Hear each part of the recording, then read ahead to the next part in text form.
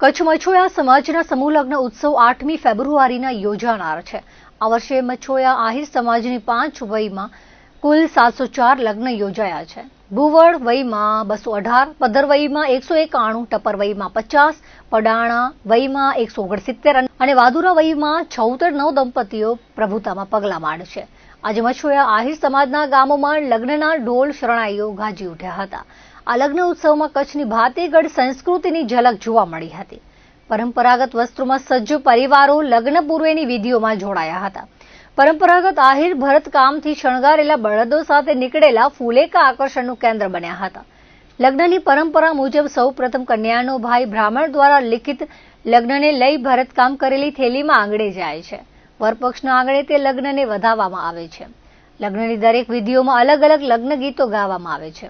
આધુનિક સમયમાં પણ આ પરંપરા જીવંત રહી છે। આધુનિકતા સાથે સંસ્કૃતિ જળવાઈ રહે તે દિશામાં આહિર સમાજ સતત પ્રયત્નશીલ રહ્યો છે। સહેકાઓ જૂની પરંપરાઓને આજે જાળવી રાખવા સમાજના વડીલોનું સતત માર્ગદર્શન મળતું રહે છે તેવું સમાજના યુવાનો જણાવી રહ્યા છે। તમામ આહિર સમાજના સમૂહ લગ્ન છે। ટોટલ પૂરા કચ્છમાં 704 લગ્નો છે અને સંગળ ગામમાં 26 લગ્નો છે।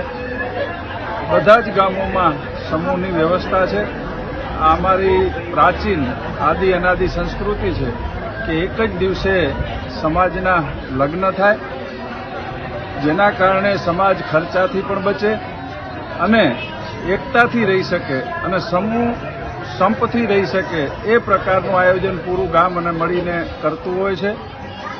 અને આ આયોજન લગભગ આ સંગળની અંદર આ 18મો સમૂહ લગ્ન ઉત્સવ છે। આ પ્રકારની સંસ્કૃતિ આપ પણ જોઈ શકો છો કે આજે પણ આ મોડર્ન યુગમાં પણ વરરાજાઓ ટ્રેડિશનલ ડ્રેસમાં હોય છે અને બધા જ જે સંસ્કૃતિનું જતન કરે છે। અને વધારામાં વધારે જે અત્યારે વ્યવસ્થાઓનો જો વાત કરીએ તો લગ્નોના ખૂબ મોટા ખર્ચા હોય છે અને આના કારણે જે વ્યવસ્થા થઈ છે એમાં સમાજ ખર્ચાથી બહુ બચી જાય છે। આવી વ્યવસ્થા સમાજ સાથે મળી અને કરતો હોય છે। આજના જમાનામાં ઘણાને એવું હોય કે હું ભણેલો ગણેલો છું તો ટ્રેડિશનલ કેમ રહું, સંસ્કૃતિ સાથે કેમ રહું।